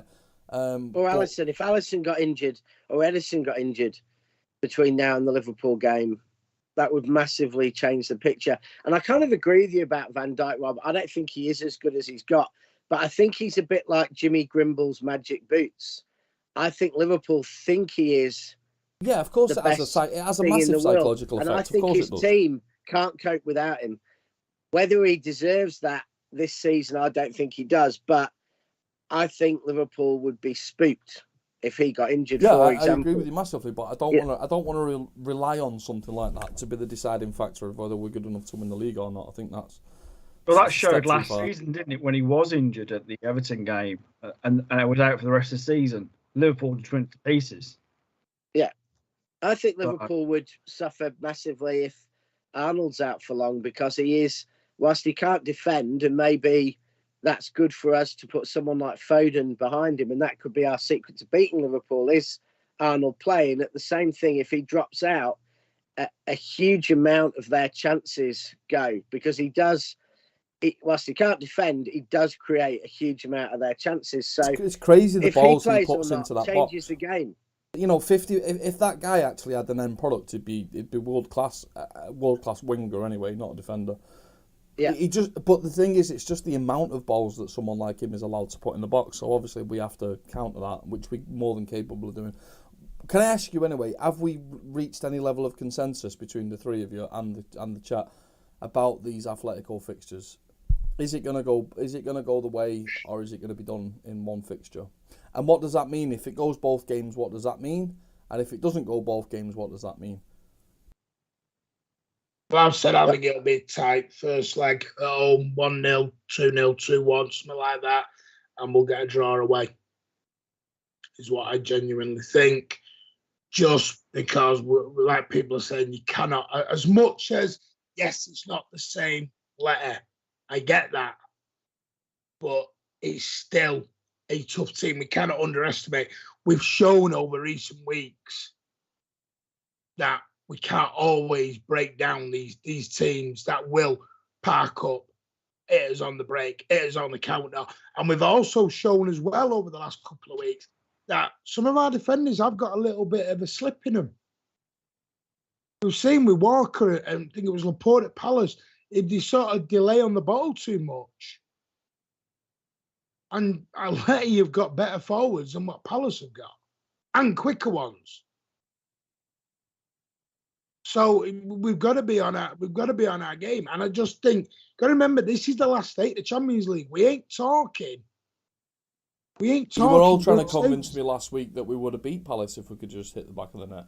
I mean, that's an obvious statement, but yeah, you said the only thing missing from the Palace game was the ball going in the net. You said that we did everything else. You've said that the Atletico front line. Let me finish. You can't let me finish, can you? You're also arguing that the Atletico front line is better than the Crystal Palace front line. Oh yeah, it is. Is it? I don't think it's faster. No, it's not. Slower. It's slower. Hang on. Are you telling me the Palace front line is better than Atletico Madrid? No, they're faster. Because you know Jack shit if you're thinking that, really. I know Jack. Palace haven't got anyone like João Felix, Luis Suarez, or anyone like that. You've made the statement the other day that João Felix... You've made the statement the other day... can anyone actually speak? But you made the statement the other day that João Felix is not utilised at Atletico. Right? Didn't say... Okay, I didn't... That doesn't... What was swearing for? Right. Well, because what I'm saying is, because there's a lot of waffle coming out here now. I'm just asking a question, I'm asking a question and you're reacting forward like line you is better kids. than the Atletico Madrid forward line. That's not what was said. That's not what was said. No, it wasn't. No one said that, Martin. We said they were quicker, not better. But listen, Martin. Right, we've played PSG many times, right, and we've played Leicester. Leicester's forward line has done us a lot more harm because of Vardy. Same with even Tottenham's forward line has done us a lot more harm with Son than PSG's. But I don't necessarily think that Tottenham or Leicester have a better forward line than PSG. I think there's types of football, and I think Palace's forward line works pretty well against us because they like to break at pace. They're pretty physical, etc. Atleti they've got a lot more technical ability. They've got some good finishers there, better finishers than Palace have, but they're not necessarily going to be able to break at pace, physical pace like Palace did. So I think we can say that there can be a team with a worse forward line who can give us more problems because we know what our kryptonite is. Lyon probably didn't have, when they beat us in the quarterfinal 2 years ago, didn't probably have one of the top 20 forward lines in Europe, but we made them look like, prime 1970 Brazil. No, listen, what I'm saying is, Atletico Madrid are a decent team with very, very, very good players. Very good players. And to me, to underestimate them would be a big mistake, a very big mistake. But no one. I don't think Pep kind of are, Rich. Anyone. I don't think Pep underestimates anyone, and I don't think City are going to underestimate. I think the fans are underestimating him. I think the absolute country. If you ask 100 City fans about Atletico Madrid, 99 of them will overestimate Atletico Madrid, not underestimate them. I think the problem is, the danger with Atletico Madrid is that everyone's overestimating them. It's not that they're being underestimated. I've not heard anyone underestimate them. But I've heard so many people overestimate Atletico Madrid. I've heard so many people think we're playing the prime team of 3 years ago. The question was, as Rob said, do we think it can be done in one leg? And as I've said, we'll get through. I haven't actually said we'll get beat. I just think it'll take both legs to do it. Yeah. But I think I don't know what all the funny looks are about and the thing. We should just be honest about it. I mean, the truth is, Palace and Sporting Lisbon, the same performance. Palace and Sporting Lisbon, we played pretty much the same. I don't think there was that much difference in those performances. In one of them, we're clinical and one of them we're not. And that is the truth. If we turn up in that Sporting Lisbon mode, we could have it over with in the first leg. If we turn up like Palace, we could be 1-0 down going to Spain, with a bit of trouble. So we're better than them. I don't think over 2 legs they're going to beat us, but I don't think we can say it's going to be over in 1 leg, because it could be 4-0 at home, it could be 0-1, and that's the reality, just depending on how clinical we are. If we're clinical, we win it in the first leg. If we're not clinical, we're in trouble, and we've got to go and do something different in Spain.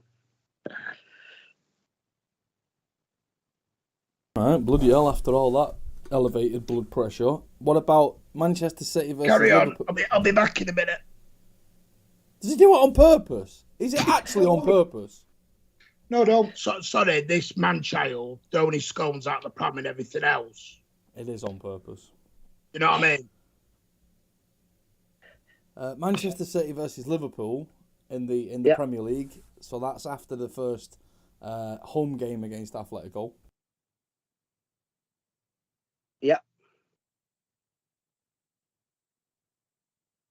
Are we seriously into full-blown waffle water if we talk about a fixture that far ahead, knowing full well that anything that occurs in that game, even the preparation for that game, can quite easily be dictated in the 2 games that come before it? Or are we allowed to, postulate what we expect for a very exciting Premier League fixture? I mean, assuming that there is no, wild card happenings in the meantime, as in, we both match each other's results in the league, and there's nothing majorly dramatic in the first round of the Champions League, I think City v Liverpool will be very similar to most City v Liverpool games of the last few years, where it's really mattered. We've had a few where we've really spanked them, where it hasn't mattered that much. But generally, I see us controlling most of the game and probably having a bit better of it. Liverpool having some really good chances on the break. And, it will really come down to, if in the 10 chances we have, we get a couple of goals, and if in the 4 good chances they have, we hold them to only 1 of the goals, we win. But I think, and I think it'll be that kind of game. I don't think it'll be easy either way. I think the most interesting thing for me is whether Trent plays, because I actually really would like to see Phil Foden up against him, because I think the space and everything that Foden could get if he plays could be a real, match on the fuzz. And to be fair, Sterling's caused him a bit of bother too, but I just think he's been a weak spot against us. So, but equally going the other way, their attack depends on him. So I'm kind of looking at that and thinking, well, if he plays, I can see how City can win that game, how we can use the left, how Foden can get behind him, how he can pin him back, how he can expose his inability to defend. But then I think, well, if he's out, they might have a better right back in as a defender. But then how are they going to make up for the, 39 crosses he puts in every game when he gets up? How are they going to make up for that? Well, let me pose something to you, Rich. And I'm going to ask Ozzy this question first, and then you can come in on it. The reverse of this fixture at Anfield earlier in the season. There's so much that can be said about that game. Jurgen Klopp himself wanted to throw the towel in at half time. His Liverpool team were well and truly battered in everything other than the score. Possession, play style, everything. We just absolutely humiliated them. And in the end, it came down to 1 or 2 clinical bits of football from Salah on their side, and then De Bruyne on our side, with a little bit of an error from dreadful defending from Cancelo, and I would argue as well dreadful refereeing. Well, yeah, and there's the refereeing factor. So, Ozzy, this is my question to you: Does that reverse fixture hold any weight? Did the 2 managers find anything out about their own teams, or does that just not factor in anymore? Because you can almost, I know this is long-winded, but you can almost divide the season into quarters, right? You've got that first season of the quarter where City are notoriously slow starters. Then we become incredibly dominant. Then we have a lull. Then we finish the job. I'd argue that this Liverpool game in the Premier League is and then we go and finish the job quarter of the season. And it is completely different from the first Liverpool fixture, which came in the second period of the league, where we were just free-flowing and destroying teams. So, anyway, after that long-winded waffle, over to you, Ozzy. Extrapolate and, dissect that. Yeah, I'll do my best with that one. Going back to when we played Liverpool at Anfield, there was a lot in that game, as you highlighted. It feels like that was a long time ago. A lot has happened since then. It's become this fixture where, I'm sure the media are going to absolutely hype this up so much as the title decider. Whoever wins this wins the league. It's gonna be such build up to this game, and I think it's just going to come down to the pressure and who's got the bottle to actually go on and win the game. Or it could be one of those games where, it's hyped up so much that actually it ends up being a draw or a 0-0, without any goals kind of draw. So it's really difficult because I don't think either team are particularly in form right now. Liverpool have kind of ground out some wins here and there, a few controversial decisions and a lucky ass goal, as they always seem to get. And City have not had their best form. We've recently lost a couple of games, and it's down to City coming back and actually after the Burnley game and really just kicking on from there, as we've already highlighted. So it's so difficult to turn around and say who's really going better which team is going into this game better. I think we're only really going to know that. Yeah, and I think the other thing is that is in our favour is that we're an exhausting side to play against. The one thing you can see from this season, a few teams have managed it quite well, but we're exhausted a lot of time. We play teams to death by possession, and they have to run far further than they want to, and mainly mentally concentrate far harder. And so we put that problem to Liverpool. Now, at Anfield, fresh in the early part of the season, Klopp was able to turn things a bit at half time. We probably weren't fully up to the best performer of the season quite yet, and they managed to turn it around. But I think that is harder in the second leg when you're playing the amount of football that City and Liverpool are playing at the moment.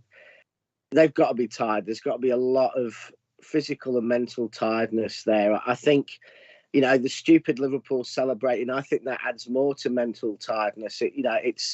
It's energy that they're expending, celebrating a title win in March when they're still second, that they don't need to. So, that I think there'll be mistakes from them and possibly from us as well that come from the stage of the season, the pressure.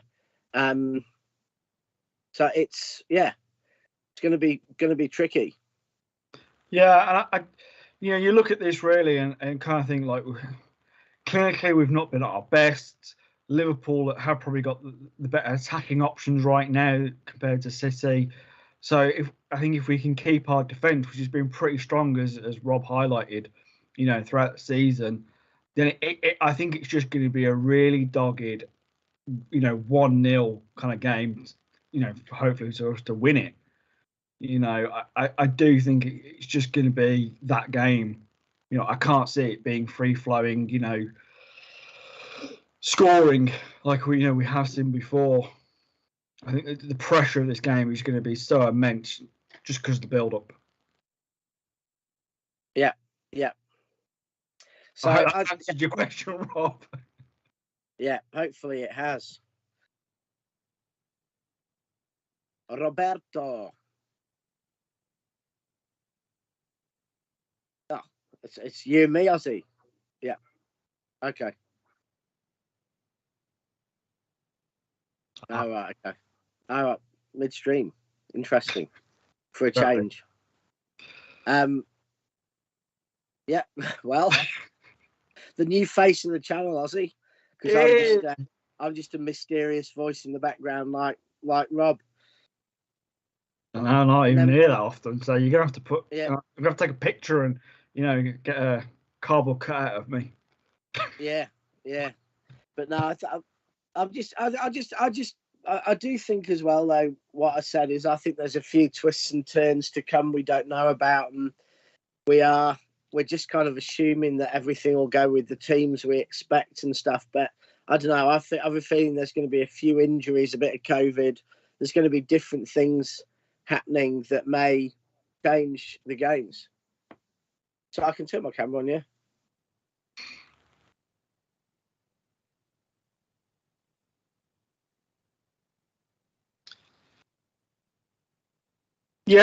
Yeah, we know it's going to be, like I said, with the media build-up, it's going to be huge. And like you said, there's going to be a lot of factors to this game. It's so difficult to kind of say. I mean, I'd love to kind of hear everyone else's opinions on this in the chat. What do they think? Is this going to be really as tough as we've discussed? Because I only see it one way. What, City win 1-0? Yeah. City win 1-0. There he is. Who's going to get the winning goal? Foden, yeah. I'll be good. It's the perfect chance now for Foden to really, he's getting back to form. He's had a few moments of magic recently.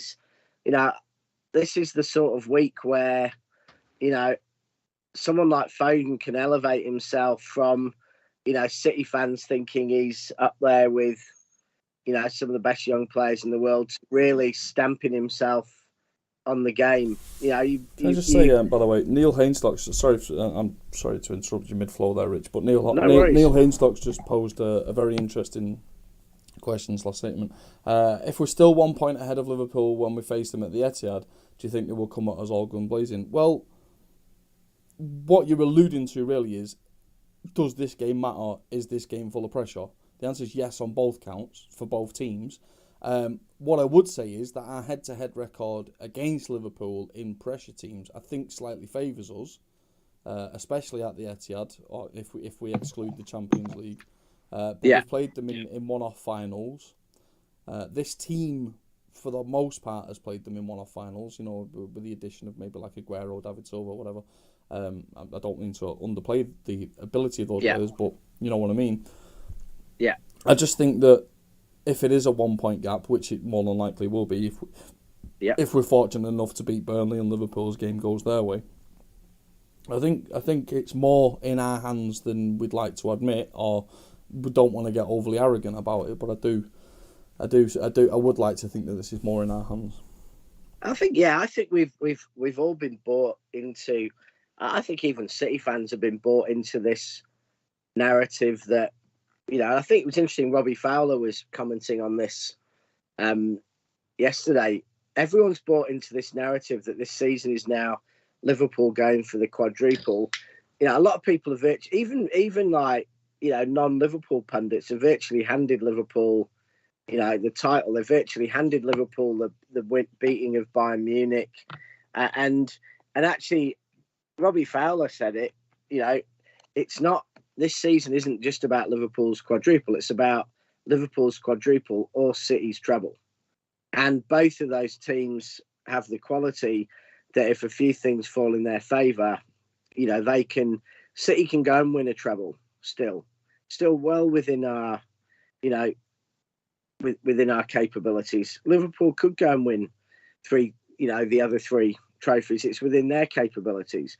But it's a big ask either way, and you can't this narrative that somehow, because Liverpool have had a good run now, it's inevitably going to flow through to the end of the season, and they're inevitably going to beat City at the Etihad when actually, I think they've only beaten us one of the last 8 times we've played them, and at the Etihad, our records, much longer than that in terms of the wins. And yes, they beat us in the Champions League, but that was A, quite a few years ago, and B, it required some genuinely diabolical refereeing. A referee actually admitting he didn't know the rules of the game after the game, where an offside was given, which apparently he didn't know that was the rule, that if you pass it to the opposition player, it's not offside.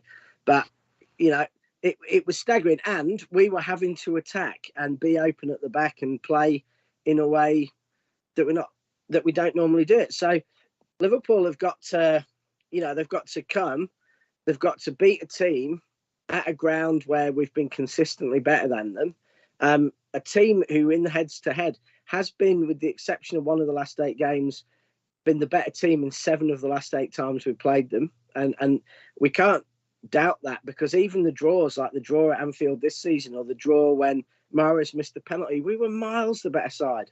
I would say that, we were comfortably the better side in 6 of those 8 games, and the better side in 7 of those 8 games. No question about it at all. So Liverpool have got to do that. And the whole narrative is this is inevitable for Liverpool. I don't think that's true.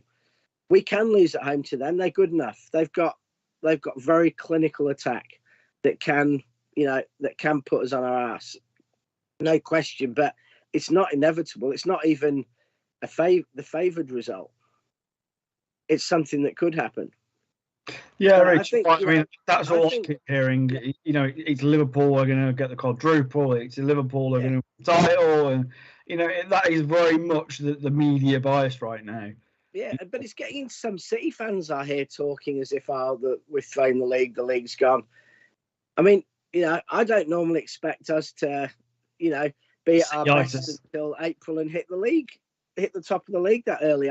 I just think we had an amazing run, and then our form in the last, I guess it's not been quite as good as it was, and we dropped a few points. But with the exception maybe of Spurs at home, I don't see Palace away or even Southampton away not winning against teams that are hard for us as a major disaster. But Liverpool have had a good run. They've gone and won 9-10 league games on the trot, which is better than you'd expect.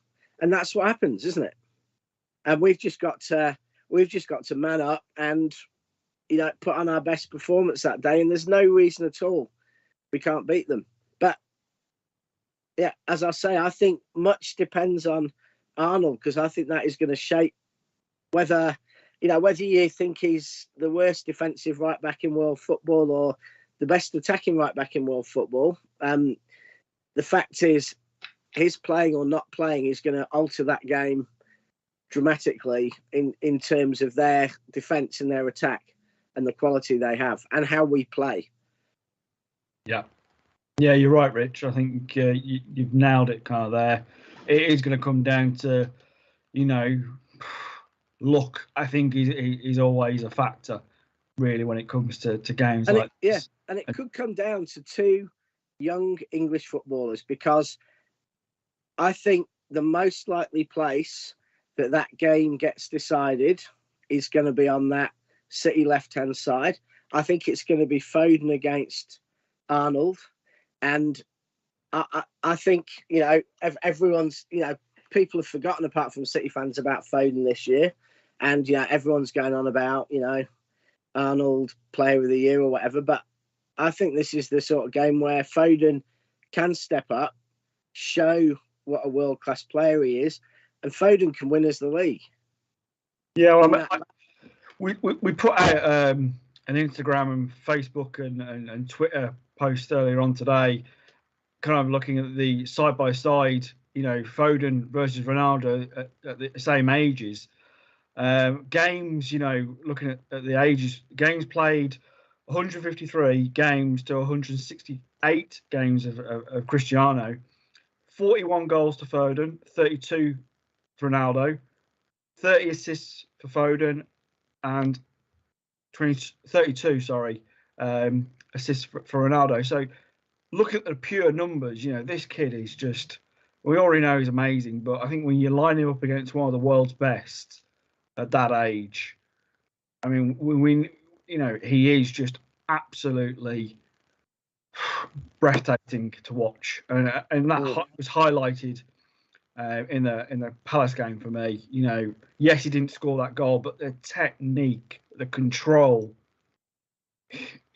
You're right, Rich. I think it could go. Yeah. That magical moment could happen at that game for Foden, and I hope it does. That goal in the cup was, on last weekend was exceptional. Yeah. That was just unbelievable. So, he can go. He can go and show, I am one of the best, maybe not just young players, but I'm one of the best players in the world. Here's the stage. The stage is the Etihad. You're up against one of the players who the Liverpool fans, I know we have our doubts about him. You're up against one of the players that Liverpool fans are saying is one of the best players in the world. Now, head to head, you go and, sort it out. And personally, from what I've seen, I think that Foden's got the beating of him. He's got the beating of Arnold. And I think once he puts him, under pressure defensively, that hits his confidence. And I think Foden can not only expose their weakest defensive link, but he can also smash the confidence of their best attacking link. And, we could have a game that goes down to that, duel of two players. I think the other thing that I really kind of rate about Foden is temperament. He's not, he barely loses his temper. And when he's even thrown to the floor, he just laughs it off. Unlike Trent, who, will square up to somebody, that could send you off in a game like this. Do you know what I mean? He could soon become a villain for Liverpool. If he, does something like that again. Because he's got form for it. So, yeah. And I like to think that we're owed probably about 25 refereeing decisions against Liverpool. I mean, I genuinely look back at the last 5 seasons. If I look at the 10 worst decisions against City and the, what, looks like corrupt refereeing, then one after another, they're against Liverpool. Handballs by Trent that result in offside goals for Liverpool, and they don't investigate a handball, even though it's one of the most blatant handballs. Milner giving away a penalty this season that wasn't seen somehow, and then getting about 3 yellows, and one of them could have been a red, and the referee thinking it was a different player or not being sure what player it was, so he doesn't send the player off. In the Champions League, they had an offside goal. We had a good goal offside. We had them passing to our players and then the referee not knowing that wasn't offside. You just go decision after decision after decision. And, I like to think there isn't some conspiracy in football where people are sitting there in VAR conspiring to get one team to win. And I just think that unbelievable run, and I'm going to call it luck, not corruption, that unbelievable run of luck they've had against us, it can't, it can't go on. It simply can't go on. So sooner or later, the fouls they commit, the penalties they give, the dodgy offsides, they're not going to get away with them. And, they'll probably whine that if that happens, that they didn't get, offside goals allowed or something, because I've heard them moan for, 2 seasons that the ball that didn't go over the line should still have been allowed because it nearly went over the line. But, thankfully that's a scientific, fact, not a debate. Yeah. Yeah, I mean, there's so much to digest there for everyone to kind of, but yeah, it's going to be an absolutely amazing game no matter what. We're all going to be on the edge of our seats, I think. We're all going to be kind of behind the pillars or behind the stands, just absolutely just like head in hand at times, because I think it is just going to be that kind of game. Yeah, hopefully it'll be like the Chelsea away game where, I think we all went into that thinking, that's going to be, we're not playing that well. Chelsea look like they're going to, do really well in the league this season. And then we just came out and we controlled that game from, 3 seconds into the match. We were in control, and we never actually relinquished control. The only thing we didn't do was get the scoreline that we deserved on the dominance. So, let's hope that City turns up, because that City's still there. That City is the City we want to see for the end of the season. Yeah. Yeah. Roberto, What do you have the score, Rob? Don't do score predictions. I'm not 7 years old, and this is not FIFA. Give me a minute. Keep talking. And then the other big thing that I keep hearing about, over the last week has been like, who is the better manager, Pep or Klopp? And again, the bias that comes down. I'm not saying, Klopp isn't a good manager, because he is. He's a world-class manager, but again, it's the trophy cabinet that comes down to. Yeah, and it's not just the trophy cabinet. It's not just, but leagues. They've been up against each other in the league something like 8 seasons, and I think Pep's come out on top 7 of those 8 seasons or something like that. So not only has Pep got 4 times as many trophies in half the career, because Klopp's been a manager longer than him, and I think I can't remember, it's like 3 times the trophies or something Pep's got. So not only that, but when they've actually gone head to head in the league, I think it's 7 out of 8 or 8 out of 9, something like that for Pep. Klopp's come out once. So for me, it's not really. It's a bit of if you're having that discussion, you're a bit daft. I mean, you may as well. I think that discussion is going to have to be had really at the end of both of their careers. Who was the better manager realistically? Like I said, I don't deny that Klopp isn't a good manager. I think he's done brilliant things for Liverpool. No one can deny that. I always love the money debate, and we've had it here, haven't we, several times. When we hear that Liverpool have not spent a penny, or they've been brilliant with their money. They keep winning their bloody. Yeah, well, they got 850 million for Coutinho, and they've been spending that 850 million for, forever. Yeah. I mean, they brought in Diaz in January, didn't they? And they didn't spend anything on him. He was just a free signing, wasn't he? Well, they all were. Alisson's a local lad from the academy. Van Dijk, Keita, Fabinho. They're all local lads from the academy, and I think we should respect a team who, they're like Yorkshire, aren't they? They don't play anyone from outside Merseyside. They have that rule. We think it's a bit old-fashioned. I think a couple of the teams in the Basque region of Spain have the same rule. I admire Liverpool for that policy, and never spending money.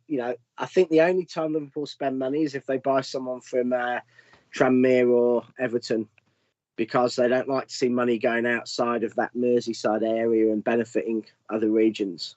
So fair play to them. Fair play. Oh yeah, I mean Southampton have never benefited from any Liverpool money ever. Yeah, but Southampton's, I think, I went there once. It wasn't a very long drive from Manchester. I think, isn't Southampton just on the very south end of the Wirral? I think it is. I think it's in the Wirral. So I think that probably does count as money to Merseyside. That's not a problem. I definitely saw some boats in the background when I saw Southampton. I think that was on the Mersey. Yeah, definitely. So, yeah, I think, let's just see, and it will be fun. I mean, the one thing, about it becoming a much tighter season is how much funnier it will actually be when, Liverpool have to justify anyone in the Carabao Cup for their season, and they have to go back. Oh no, Rich! It'll be the most important trophy ever at that stage. Well, exactly. It'll be. We stopped City winning it 5th time in a row. You know what I mean? Might be bigger than the Champions League. Yeah. So I think that's going to be really funny watching the mental gymnastics if it all goes wrong for Liverpool.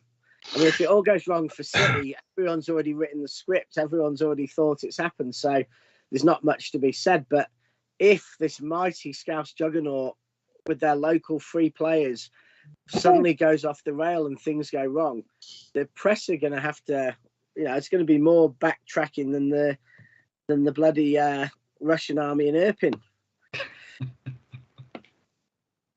Oh, you had to bring the war into this, didn't you? Rich, you man of the historical textbooks. Right, Rich, turn your camera back off again. We're going to do another live substitution. It's like performing an operation with. I like it. I think these substitutions are great for the game. Rolling substitutions brought to you by the Mancunian Way. You saw it here first. Yeah. No, I think this is a head injury substitution. If we're honest. Well, actually, yeah, you can do that. I said this to Martin 1,000 times, and I'll say it to you now, Ozzy. Read the fucking room. Although this is an opportune moment to bring up that somebody in the comments the other day told me that they wanted a £500 charity boxing match against me because they think I'm a soft ass cunt who hides in his house. Martin, can you please just elaborate a little bit as to what that boxing match would look like, unless I'm fighting Mike Tyson? But he's back, ladies and gentlemen. Martin Horsfield. A lot of blood on the other person, and it won't be a long match. But yeah. Anyway, can I just jump onto this clippity clop nonsense that people were talking about? This Klopp is a world-renowned manager. He's the biggest load of bullshit and waffle and media hype I've ever heard. Pray tell. Evidence. Let me give you evidence A. Exhibit A. Klopp has spent no money at Liverpool. I didn't realise that he went and bought free transfers everywhere. Broke the transfer record for goalkeepers. Spent 75 million on Van Dijk. Don't give me all the bullshit about Coutinho money, because every club has sold fucking players. Every club has sold players. It's part of football. Breaking news to all Liverpool fans, that's what happens in football.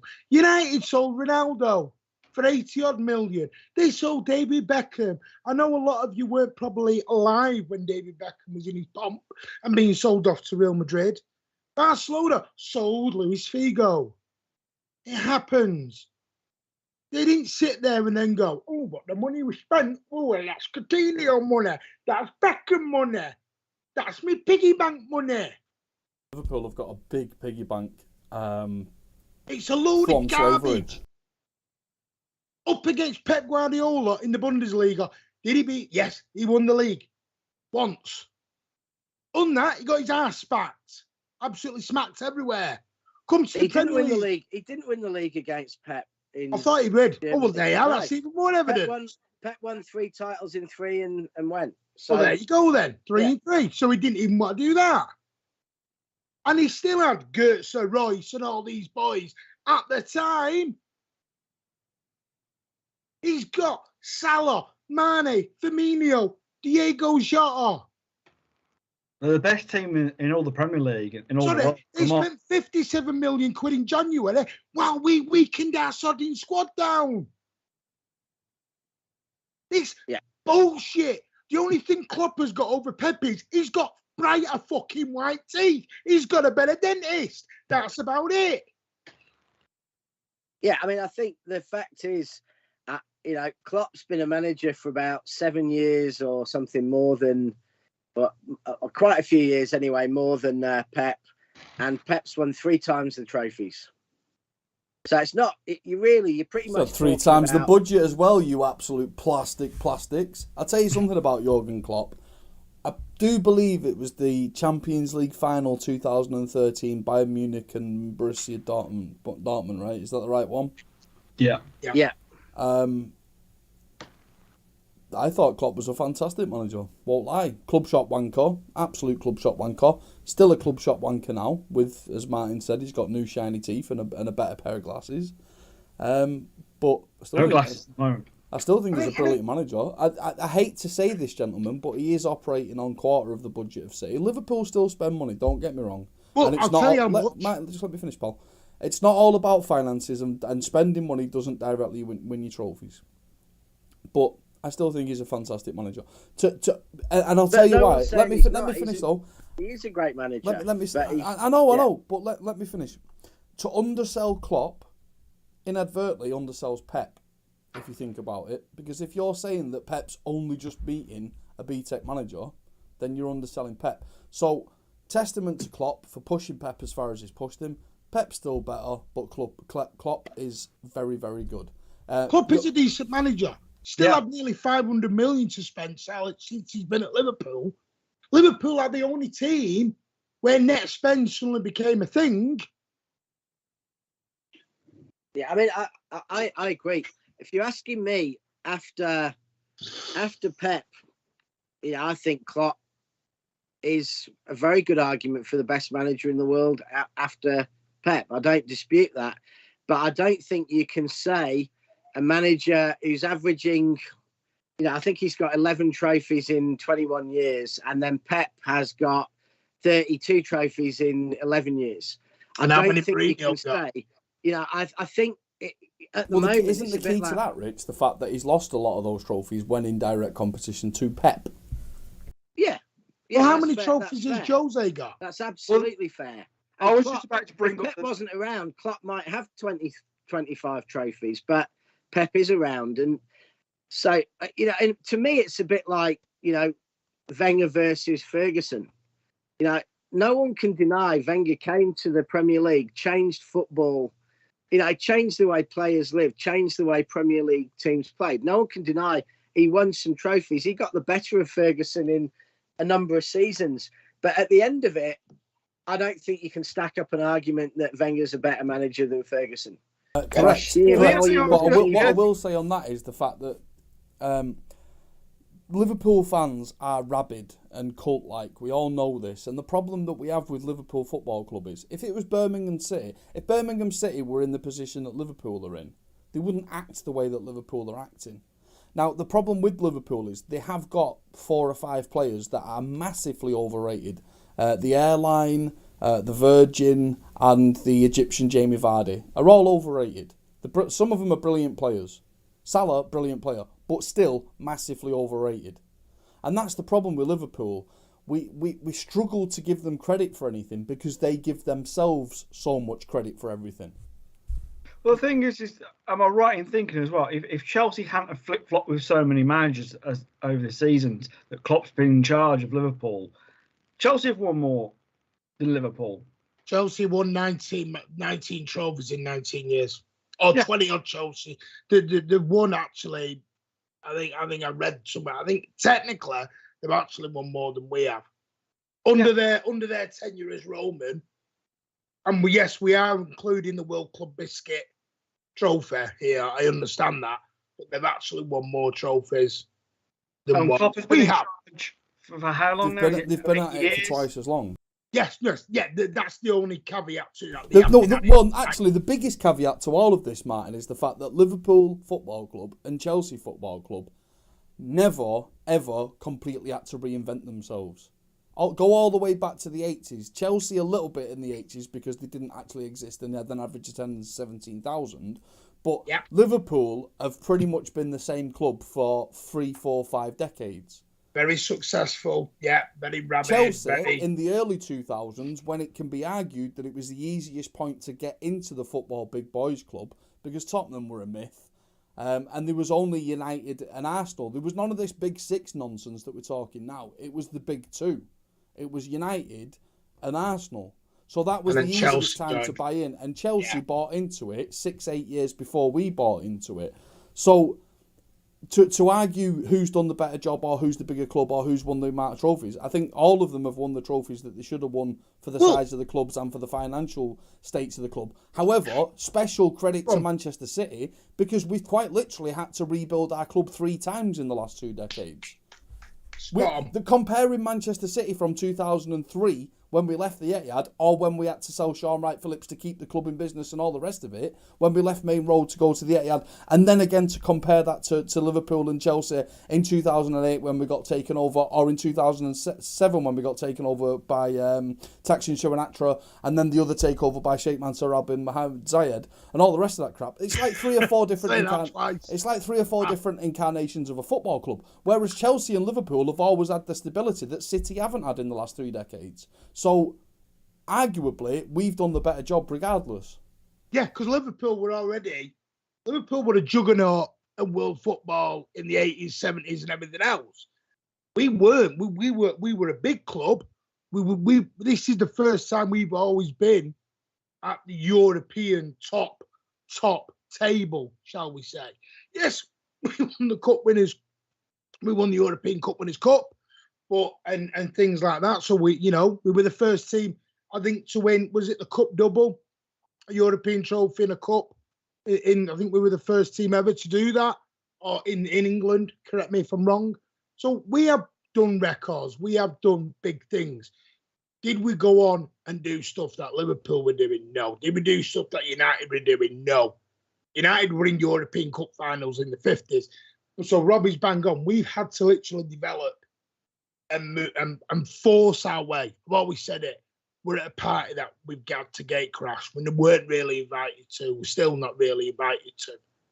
We're not really wanted to be there. So, this is listen, Klopp is a good manager.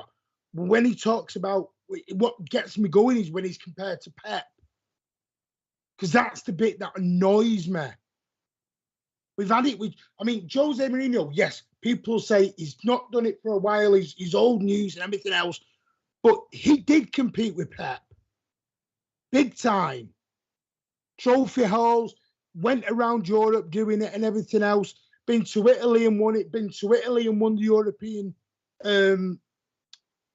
Champions League with Inter Milan, went to Real Madrid, competed with him, we got the poking in the eye scenario. That was proper intense rivalry. Pep and Jose, Jesus, they were like just chalk and cheese. They really wanted it with each other. But don't forget about Chelsea, by the way, because before Roman turned up, they were still buying Ruud Gullit, Gianfranco Zola, Gianluca Vialli and this is before he became manager, Torre Andre Flo. They were still going out spending a lot of money at the time for them. Wenger I have more respect for because he was going out and getting little gems. Nicolas Anelka, I think, was like 400,000, 500,000. Sylvain Wiltord, he was going out, Emmanuel Petit Vieira. I know people go, yes, still spent money. Nothing like United were doing, nothing like Chelsea did when they were buying, like I said, Torre Andre Flo and Winston Bogart. To even compare City and Chelsea or City and Liverpool, it's just that three complete different beasts. The direct comparisons more can be drawn between Chelsea and City, and Chelsea even at that point have been doing it twice as long as City. 2003, 2004 they got taken over. Before Roman even appeared. We got taken over in 2008 and we didn't actually see the fruition of that until 2011. So arguably we've been at this 13 years at a stretch. Chelsea have been at this 22, 23 years. Liverpool have been at this just as long as they've been Liverpool, because Liverpool, like it or not, have always been a successful football club. So it's really hard to draw comparisons. As for managers, I'd arguably say that we are spoilt rotten with Pep Guardiola. He's a wonderful manager. He does my head in. And equally, we would be spoilt if we had Jurgen Klopp as a manager, and we can't deny that. Very, very excellent manager at the top of his game. Ultimately, he could go to 99% of the other clubs in the world and they'd bite their hand off to have him as a manager. I do believe that eventually he will leave Liverpool with a slightly tarnished legacy, especially if this season doesn't go to plan. And Pep Guardiola, ultimately, when all's said and done at the end of the time of Pep Guardiola and the end of Jurgen Klopp in the Premier League, it'll be Pep Guardiola that has got all the records, not Jurgen Klopp. And trophy haul. I still think that Klopp has. I'm not quite sure about Pep because Pep's won more, he's earned more, and there's more clubs that Pep probably can't go to. But I still think that PSG or Real Madrid are going to really, make a play for Klopp, and at some point he's probably going to go to one of those two teams, purely because I think he'll want to go and have a job where he can rack up some trophies for his trophy cabinet, and a bit of Rob always likes to say stat padding.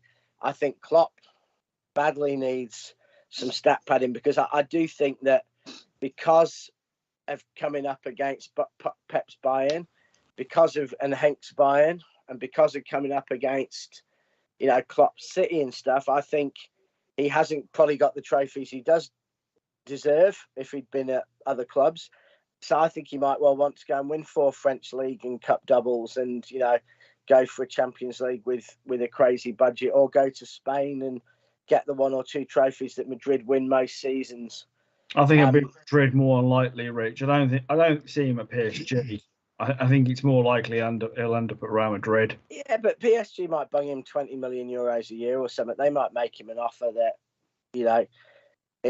come to us on a 4-year contract. You're pretty much guaranteed to win yourself 8-9 trophies, double your trophy count. We can pay you 20-25 million euros a year. You're set for life. I think it all depends on the state of PSG in 2 years' time. They won't be a threat in 2 years' time. Cup. After that Qatar World Cup, it's a completely different sport that they'll be playing. Right, gentlemen, we're at the 1 hour 55 mark. We've said some things tonight, some good, some bad. I've had a pretty, on the whole, enjoyable time. But I need to sew this up now with a quick round the room initial reaction, yes or no. Burnley versus City, win or loss? How can you say yes or no to that? Shut the fuck up. You absolute pedant, Richard. I'm going to spank your ass red raw when you come to this country next month. That is the best thing I've ever heard. 2-1. That is a lesson in ultimate pedantry by Richard Williams there. Burnley versus City. City win, yes or no? Yes. Yeah.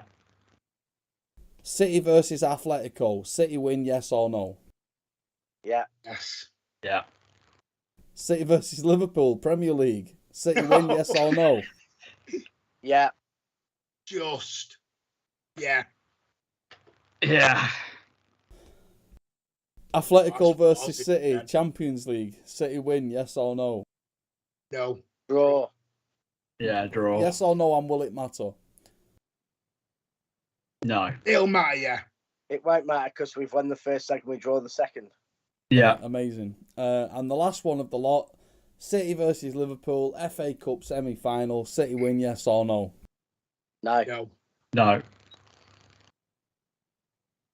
Right, well, there we go then. By the way, can I just correct something? I did say Steve Copeland died earlier. I meant Alan Ball, not Steve Copeland. I'm mad. I did mean Alan Ball. Brian Orton still kicking about. No, you stop banging on about bloody Brian Orton being dead. He did a podcast on the City website earlier. Yeah, he replied what to you a Twitter banging on? the other Dead. week. This is one of those Mandela effect things. I'm telling you, Brian Orton's dead. Brian Orton was on the Manchester City website earlier. Well, it probably been recorded earlier, but it was released on the City website, the podcast. Good to know. What do you mean good to know? Brian Orton. So and by the way, at Wembley, the last 3 or 4 times we've played Liverpool at Wembley have all been wins, right? All right, can I ask one question? Cowabunga Cup final. Can I just ask one question? Community Shield. Will Liverpool fans sing the national anthem at Wembley? No, they won't. No, because they're scum. Will we get through the 2 games against Liverpool without having our team bus smashed up or any of our fans put in hospital by rabid cultists? I'll tell you on the way down to Wembley. No, I'm not boycotting it. Well, there you go. We've had a raving review from Chris Baker in the chat there. 4 out of 10 for tonight's stream. Not bad on Chris Baker's scale. Thanks, Chris. Yeah. And I tell you who's in the bin at the minute. Roberto Mancini. Why? because they lost at home to North Macedonia in the World Cup playoff. Who gives an absolute flying fuck about international I know football? someone who'll give an absolute flying, you know what? We're not What, a North mentioning his name. Macedonian fan. He'll be very upset. He'll be crying. Macedonia is a beautiful place, by the way. I'm driving. I'm going to drive all the way to Wembley. And hopefully I'm going to get Rob to come, even though he said he's boycotting. I'm boycotting the fixture, mate, and I can't have double You come standards. in, come on. No. My line is drawn in the sand here, no further. Breaking news, though. I don't even get an invite. Thanks. Well, You've got to all have right. some Ozzy, points. do you wanna come? Ozzy, you've got to have points, mate, to get a ticket for Wembley. It's not going an open sale, mate. In the Oh, bin, dear. Harry. Yeah, well, I mean, yeah, in say the what bin. we are going to do. Right, it's been 2 hours. Bye, everybody. I do hope you've enjoyed this. As far as I know, me and Martin will be back on Twitch tomorrow evening. Is that a yes or? Yeah. Oh, that's a yes. Breaking news. What do you mean? Come on, Rob, get to the game. Do you realise how many games of football I've been to supporting Manchester City in the last 40 years, home and away? You know, all of you plastics do the bloody Poznan, but were you at Poznan? I was. I'm only joking. I was there, but I am only joking about the anger. It's not real. So we'll be back tomorrow night on Twitch. A Twitter space, maybe we'll do some more of those.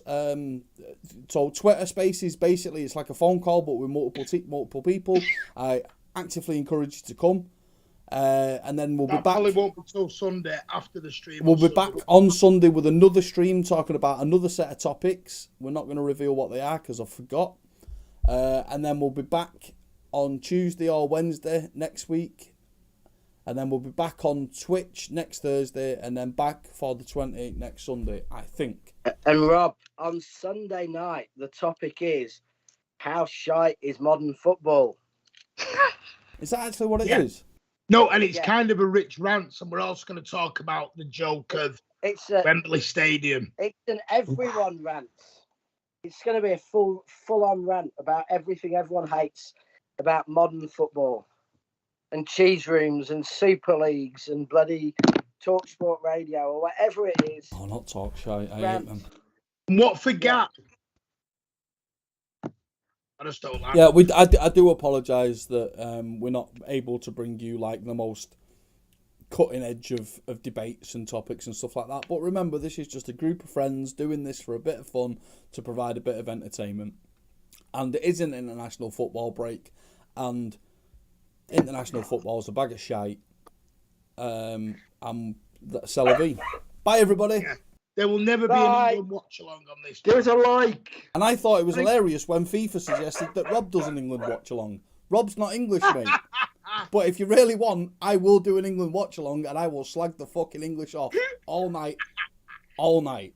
Bye, Say everyone. what we will do, just before we end, if England ever play Scotland, I will do an England versus Scotland watch-along with me and Rob. That'd be fun. That would be on Twitch, though. Wouldn't I be able to put that on YouTube? I'll get Willie to come and do it as well. That'll be great. Oh, Jesus, no, hang on a minute. Switch that one.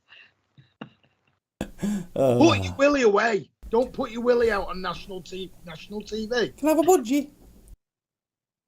Don't get your Willie out. Bye-bye. Bye, everybody.